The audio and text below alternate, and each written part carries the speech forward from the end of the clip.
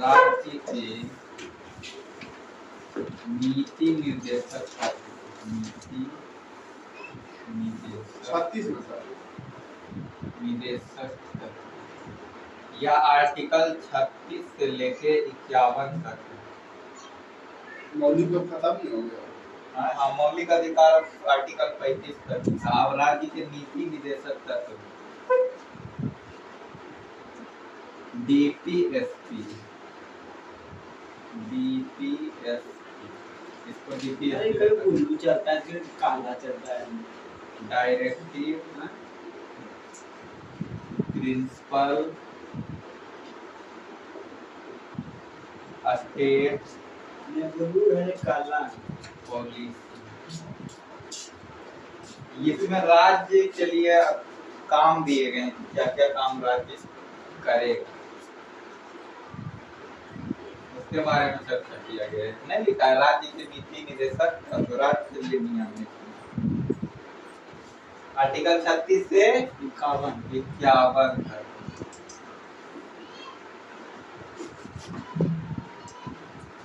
DPSP को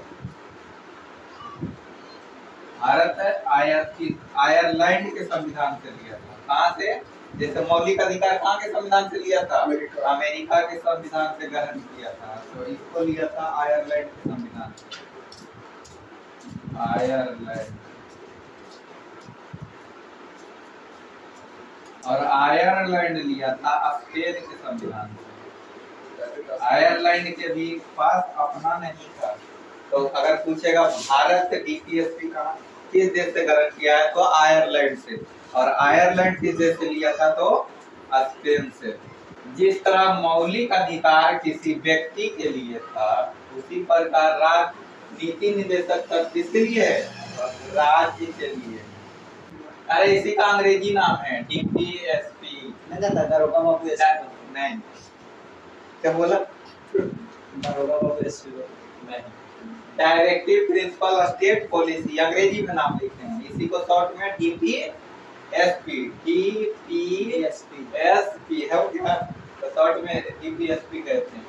और ये कहाँ से लिया गया? भारत आयरलैंड से। और आयरलैंड ले लिया कहाँ से? स्पेन के संविधान से लिया।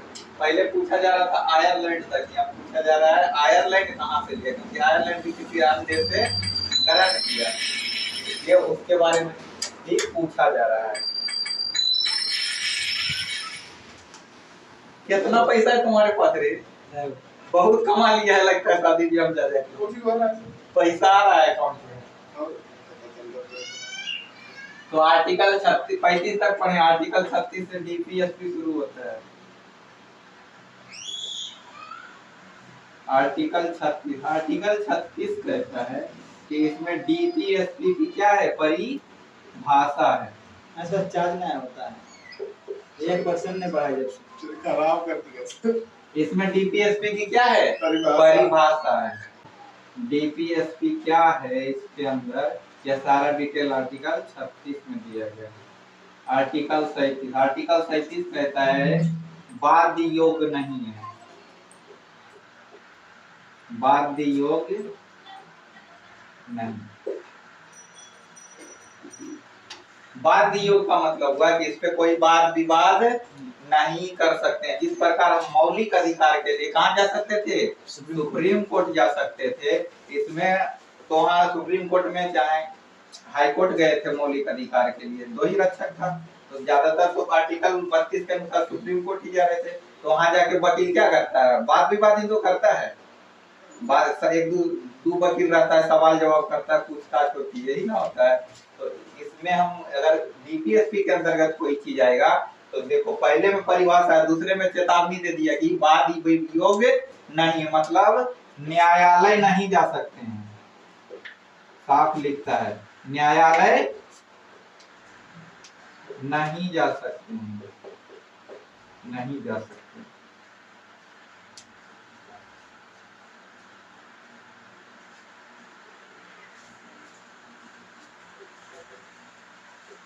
आर्टिकल 38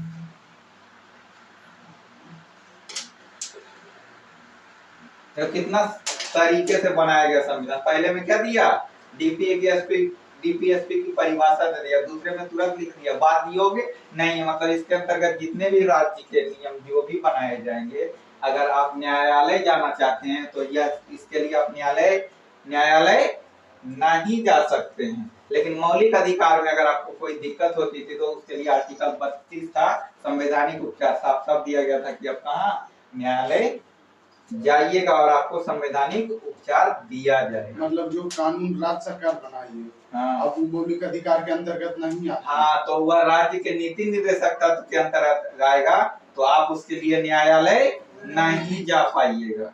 इसका तो समाधान लिख दिया। इसका समाधान सर है? इसका इसका समाधान कुछ नहीं है, इसका समाधान राज्य सरकार स्वयं करेगी, आप न्यायालय नहीं जाइए। डिस्ट्रिक्ट कोर्ट जा सकते हैं। न्यायालय मतलब क्या होगा, कोर्ट कोई भी कोर्ट तुम इसके लिए तुम नहीं जा पाओगे। राज्य सरकार जो काम सर कानून तो बनाया सरकार, कदम उठाएगा सरकार नहीं समझ कुछ हुआ। यहाँ राज्य से मतलब सिर्फ राज्य सरकार से नहीं है, राज्य और केंद्र दोनों सम्मिलित है इसमें। आर्टिकल 38 कहता है यह लोक कल्याण के लिए है, लोक कल्याण के लिए है, लोक कल्याण के लिए। तो देखना, राज्य के नीति निर्देशक तत्व आर्टिकल 36 से 51, डीपीएसपी अंग्रेजी में directive principle state policy, Ireland से भारत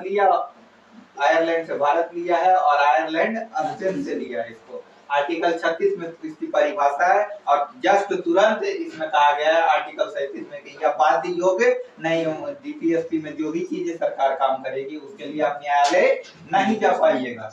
आर्टिकल 38 कहता है यह लोक कल्याण के लिए, इसके अंतर्गत जो भी कार्य आएगा सरकार करेगी वह जनता के कल्याण के लिए कार्य करती है और वह अपनी मर्जी से करती है। तो जैसे ही इसमें कहा गया क्या, यह लोक कल्याण के लिए और बाध्य योग ने परिभाषा दिया गया, तो तुरंत केटी शाह एक व्यक्ति है जो कहते हैं कि यह एक ऐसा बैंक का चेक है जिसका पैसा बैंक अपनी मर्जी से देता है, ना कि तुम्हारी मर्जी से देगा। कौन कह रहे हैं, केटी शाह की डीपीएसपी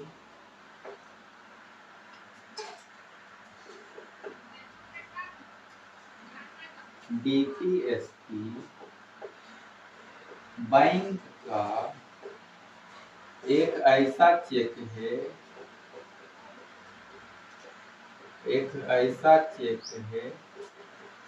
जिसका पैसा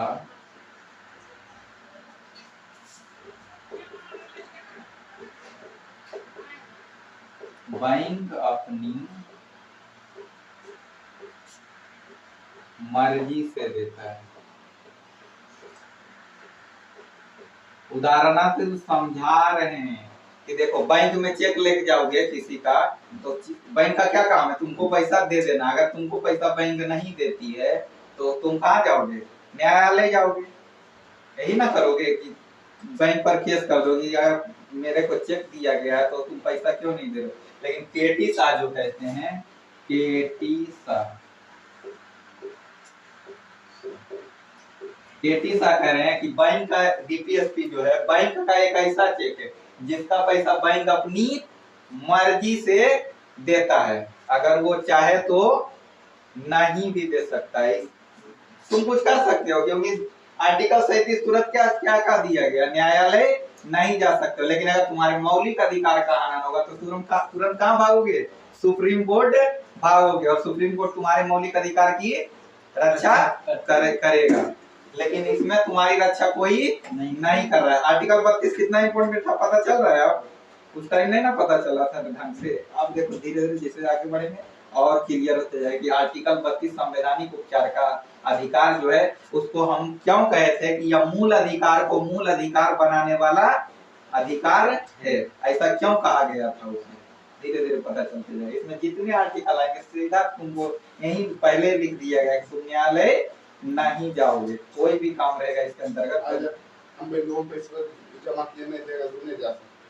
अरे उदाहरण से समझा रहे हैं केटी साहब, बैंक का एक ऐसा चेक है जिसका पैसा बैंक अपनी मर्जी से देता है, मतलब तुम्हारे मर्जी पर निर्भर नहीं करता। बैंक की मर्जी रहेगा तो डीपीएसपी वैसे ही ना है, तुम कुछ नहीं कर सकते। अच्छा मतलब उसी का एग्जाम्पल दे रहे हैं कि एक बैंक का ये एक ऐसा चेक है, डीपीएसपी को कह रहे हैं कि एक ऐसा चेक है जिसका पैसा तुम्हारी मर्जी से नहीं निकलेगा। अगर सरकार चाहेगी, यहाँ बैंक से किसका रिलेट कर रहे हैं, सरकार को, अगर सरकार चाहेगी तो वो सारी चीजें तुम्हें देगी और नहीं चाहेगी तो नहीं देगी, तुम कुछ भी नहीं कर पाओगे। वही बोल रहे थे सर कि तो सर सरकार मन होगा इसमें कानून में। हाँ, इसमें सरकार की मर्जी चलती है क्योंकि यहाँ पे रक्षा के लिए कोई है नहीं। लेकिन अगर मौलिक अधिकार के अंतर्गत कोई चीज आ जाता है तो वहाँ पे तुम तो तुरंत कहाँ भागोगे, सुप्रीम कोर्ट। सर इसमें हम लोग को फायदा क्या है, ये है 36, 37, 38 आर्टिकल 38 कह रहा है ना, लोक कल्याण के लिए। इसमें सरकार जन कल्याण की बात करती है, लोक कल्याण के कार्यों की बात करेगी। जैसे कोई योजना लाती है, पंचायती राज लाई है, सब किसके लिए, जनता के लिए। तो आगे बढ़ेंगे तो पढ़ते जाएंगे। जैसे किसी को पेंशन देना होता है, जैसे किसी को पेंशन देना होता है, या कोई दिव्यांग है तो उसको समझ गए सर, मतलब उस टाइप के तो ठीक ही है। हमको लगा कुछ तो इसके लिए तुम सरकार न्यायालय नहीं जा सकते। अगर सरकार चाहेगी तो क्या वृद्धा पेंशन बंद कर सकती है, तुम कुछ नहीं करोगे। लेकिन अगर मौलिक अधिकार कोई रोक देता है तुम्हारा तो तुम कहाँ जाओगे, सुप्रीम कोर्ट जा सकते हो। उसका मन होगा योजना देगा, मन होगा नहीं देगा, कुछ नहीं कर सकते। तो लिखो आर्टिकल 38 39 लिखो। आर्टिकल 39 कहता है सामान्य कार्य के लिए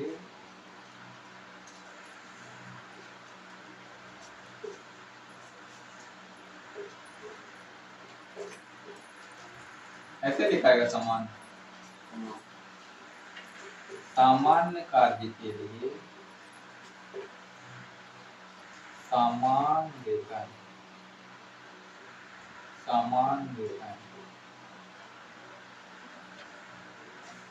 चाहे वह महिला हो या पुरुष हो।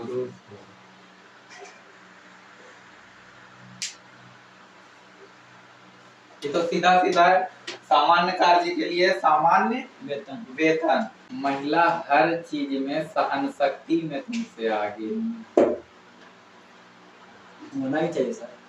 जितना काम वो कर पा ले रही है उतना काम तुम करोगे ना, तुम मर जाओगे। ये बात सही है। सही नहीं है, 100% सही है। अभी देखो वो पुरुष के बराबरी के चक्कर में लगी हुई, उसे नहीं लगना चाहिए।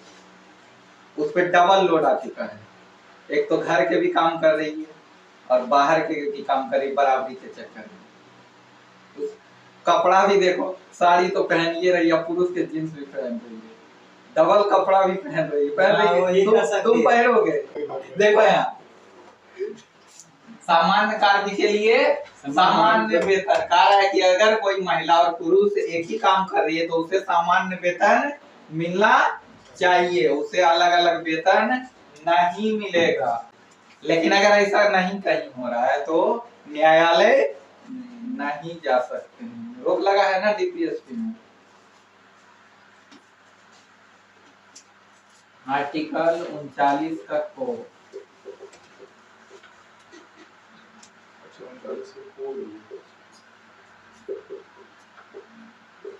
निःशुल्क विधि सहायता।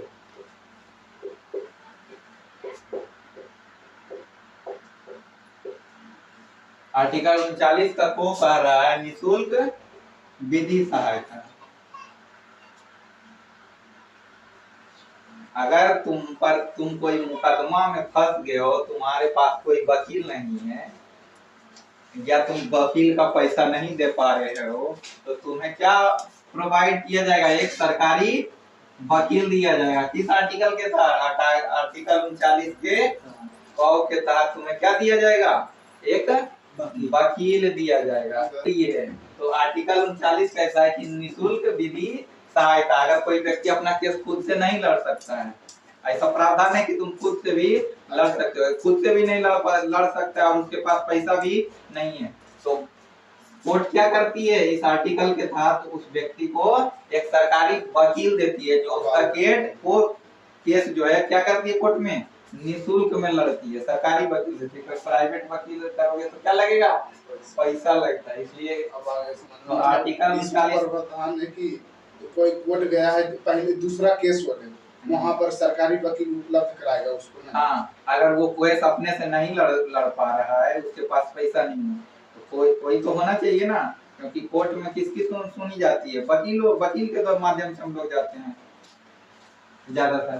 तो इसलिए आर्टिकल 39 के क के तहत निःशुल्क विधि सहायता तुम्हें दी जाएगी, प्रोवाइड किया जाएगा वकील तुम्हें, जिसके मदद से तुम अपना बातों को जज के सामने रख पाओगे। ग्राम पंचायत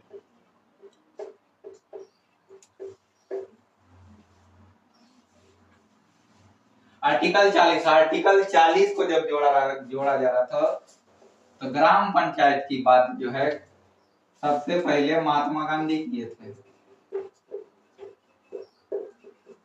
या महात्मा गांधी के विचारधारा के अंतर्गत महात्मा गांधी जी का ऐसा मानना था कि जो विधायक है लोकसभा का या विधानसभा का, जो भी सांसद या विधायक है, तो वो क्या रहता है, ज्यादातर डिस्ट्रिक्ट में रहता है, डिस्ट्रिक्ट एरिया का होता है पूरा।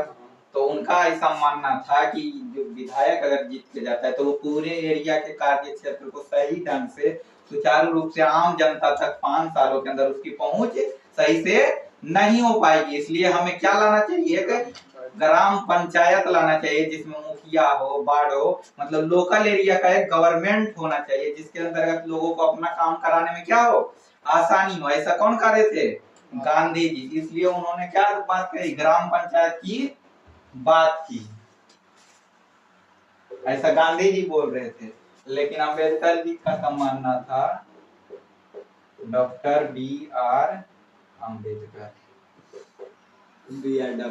ये कह रहे थे कि हमें पंचायत की आवश्यकता नहीं है, हम ग्राम पंचायत की आवश्यकता हमें नहीं है, ऊपरी जो लोग विधायक हैं वहीं से हमारा काम हो जाएगा, जनता तक पहुंच हो जाएगी। इसलिए बीच में मध्यस्थता किए कौन, डॉक्टर राजेंद्र प्रसाद जी, डॉक्टर राजेंद्र बाबू, बिहार के हैं, प्रथम राष्ट्रपति थे। हाँ, तो इन्होंने ही मध्यस्थता की और इन्होंने ही कहा कि अच्छा कोई बात नहीं, आप दोनों इतना झगड़ा क्यों कर रहे हैं, चलिए इसको ग्राम पंचायत को जो है हम कहाँ रख दें, DPSP में रख देते हैं, ताकि सरकार की जहां मर्जी होगी वहां लागू करेगी, जहां मर्जी होगी वहां लागू नहीं करेगी। तो इसलिए ग्राम पंचायत को आर्टिकल 40 में जोड़ दिया।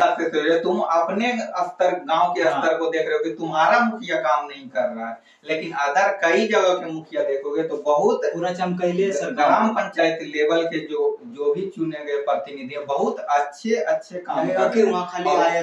उसको इसलिए लाया गया था कि तुम ही सोचो कि अगर तुम अपने वार्ड और मुखिया, जिस व्यक्ति को तुम जानते हो, उससे काम नहीं ले पा रहे हो, तो तुम एक विधायक से आम जनता कैसे बात करेगी और कैसे काम देगी। इसीलिए यही सोच के गांधी जी क्या बोले थे, ग्राम पंचायत होना चाहिए, समझे। ऐसा तो नहीं है कि सीधे विधायक से तुम जाओगे और मिल लोगे, नहीं मिल पाओगे ना, लेकिन मुखिया से जाके मिल ले रहे हो, उसको 2 बात बोल दोगे, लेकिन फिर भी वो तुम्हारा काम रुक रहा है, तो समझो एक विधायक से किसी आम गरीब व्यक्ति को काम कराने में कितना मुश्किल होगा ना। इसलिए ग्राम पंचायत की हमें क्या है, जरूरत है। तो पहला ग्राम पंचायत जो लागू किया गया था 2 अक्टूबर 1959 को नागौर में, कहा, नागौर इधर लिख देते हैं, तुम साइड में लिख लेना। 2 अक्टूबर 1959 को नागौर राजस्थान में है, पहला इसके ही पे लागू हुआ था। लेकिन महात्मा गांधी प्रॉपर सोच रहे थे कि आम जनता जो है वो क्या कर रही है, उतना तक पहुंच नहीं बना पाई। यह सही बात है, अभी भी देखो ना कहाँ पहुंचे, तुम विधायक से मिल के आओ तो, कौन विधायक है, प्रफुल्ल मान जी ना, जाके मिल के आओ तो, तुम्हारे पास पहले तो पैसा नहीं है उतना, पहले तो पैसा नहीं है, तुम जाओगे नहीं, अगर एक बार गलती से पहुंच गया, नहीं मिलने दिएगा तो दोबारा जाने का हिम्मत नहीं होगा तुमको। अगर पहुंच गया तो पहले वहां तुमको कहेगा कि मिलने के लिए क्या, पहले अपॉइंटमेंट लो। वो सब जाना तुम चाहता जाओ है। मुखिया के पास तुरंत घर घुस जाते हो मिलने के लिए, बाढ़ के पास जाओ तुरंत चल जाते हो, भले वो काम नहीं करा ले रहे हो। अभी भी आप सोचो, जब तुम मुखिया से काम, जिससे तुम प्रॉपर मिल ले रहे हो, उससे काम नहीं बन पा रहा है तुम्हारा, तो विधायक से तो काम कराना और मुश्किल होगा। पीएम बने, प्रधानमंत्री बने पीवी नरसिम्हा राव। पीवी नरसिम्हा राव। और यह जब प्रधानमंत्री बने तो इन्होंने 73वां संविधान संशोधन करवाया। पंचायती राज व्यवस्था के लाभ पूरे भारत में। और इन्होंने क्या किया, पंचायती व्यवस्था, राज्य व्यवस्था को आर्टिकल 243 से क से अंगों तक जोड़वा दिए पूरा संविधान, और पूरे भारत में क्या किए, लागू करवा दिए। इसको जब जोड़ा गया तो 24 अप्रैल 1900 कितना 92 को किया गया। 74 तो इसके बाद ग्राम पंचायत क्या हो गया, सभी जगह लागू हो गया, क्योंकि इसकी आवश्यकता बाद में ज्यादा लगी थी, इसकी आवश्यकता है, नहीं तो आम जनता की पहुंच सरकार तक सही से नहीं हो पाएगी, और हम जन कल्याण के लिए जो काम करना चाह रहे हैं वह काम सही से नहीं होगा। अगर उस काम को सही से करना है तो ग्राम पंचायत होना चाहिए। किसी भी चीज का सॉल्यूशन अगर मानसिकता में बस गई है, जैसे पंडित जी को पाड़े नहीं बोल सकते, मांझी को मांझी जी नहीं बोलते हो, इसका एक ही सॉल्यूशन है, क्या, शिक्षा। पढ़ाई करोगे तो तुम्हारी मानसिक गुलामी जो है, तुम ये चीज तुम्हें बचपन से सिखा दिया गया, तुम इसके उल्टा विपरीत सोच ही नहीं सकते हो। तुम कभी सोचोगे तो तुम्हारे अंदर क्या बैठ गया, अगर तुम किसी ऐसे चीजों के बारे में विपरीत सोचोगे ना, तो तुम्हारे माइंड में डर रहेगा। जैसे अभी तुमको कह दें कि प्रेमानंद महाराज जी के बारे में कुछ उल्टा बोल के दिखाओ, इनके डर तो नहीं है, या पर फिर सुनो ना, अनुभाग थे, संस्कृत में कुछ बोले नहीं, रिस्पेक्ट है। एक बागेश्वर बाबा के बारे में कुछ अलग थोड़ा बहुत सोच के दिखाओ, तो कुछ विरोध में बोले, माइंड सेट है ये ना, माइंड सेट नहीं है तुम्हारा। लेकिन अगर एक पढ़ा लिखा व्यक्ति होगा ना, उसका माइंड सेट, तो जहाँ बागेश्वर बाबा गलत रहेंगे उनको तुरंत बोलेगा कि आप यहाँ क्या हैं, गलत हैं। आर्टिकल 40 में क्या है, ग्राम पंचायत, जिसको जोड़ने के बाद कौन कहे थे, महात्मा गांधी, क्योंकि इसको जोड़ना क्या है, बहुत आवश्यक है, जिससे सरकार तक क्या हो, जनता का पहुंच बनी रहे और जनता का काम क्या हो, आसानी से हो जाए।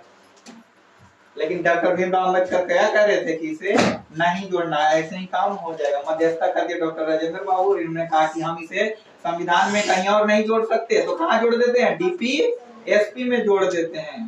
तो लिखा है वहाँ पे डीपीएसपी से, कहानी सुनो, ऊपर में डीपीएसपी नहीं लिखा है, हेडिंग है वो डीपीएसपी, जैसे मौलिक अधिकार हेडिंग था ना, वही हेडिंग है। बाद में इसको प्रधानमंत्री बने पीएम पीवी नरसिम्हा राव बने, और इन्होंने 73वां संविधान संशोधन किया, कब, 24 अप्रैल 1992 को, आर्टिकल 243 के को से अंगों तक जोड़ दिया, और इसे पूरे भारत में क्या किए, लागू कर दिया। डीपीएसपी कहां से कहां तक, आर्टिकल 36 से लेकर 51 तक।